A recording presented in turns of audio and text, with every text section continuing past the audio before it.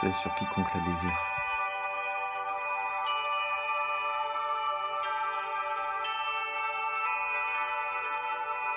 C'est pour tous les gens sur terre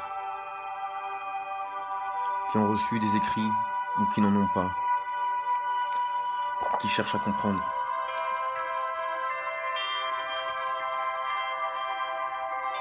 La notion du bon esprit est un vent, un bon vent, agréable, d'origine externe au soi, à son âme. C'est le bon esprit qui vient de l'éternelle pureté.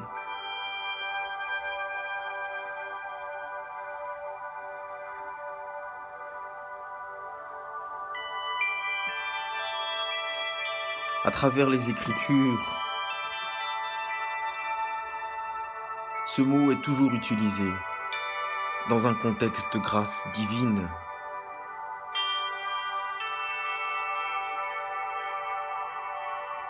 Et le Messie, fils de Marie,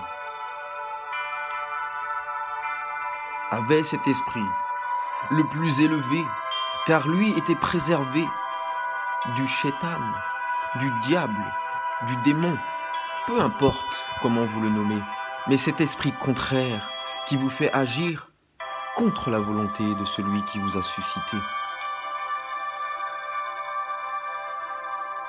Un exemple parmi tant d'autres,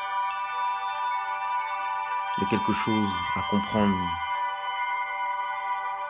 dans le Messie, fils de Marie, qui est un signe de l'heure, rappelez-vous. La vérité est un signe de l'heure.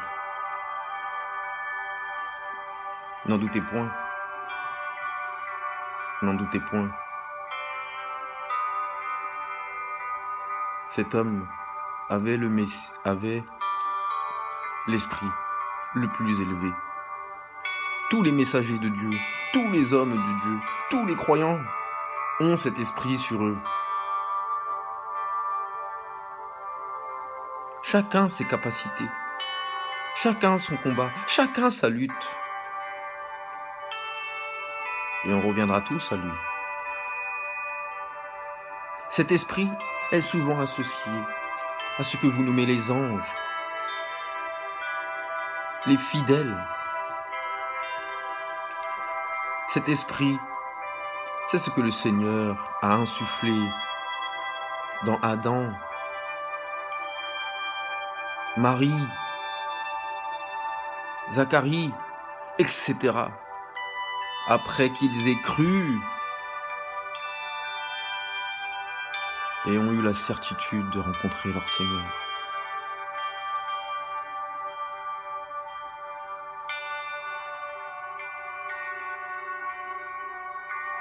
Le mot ange est un mot proche de la royauté. Il représente les sujets soumis à lui, le roi, le Seigneur, est l'unique enseignant de toutes ces créatures. Les anges sont les fidèles porteurs du message, sans le renier et sans le modifier.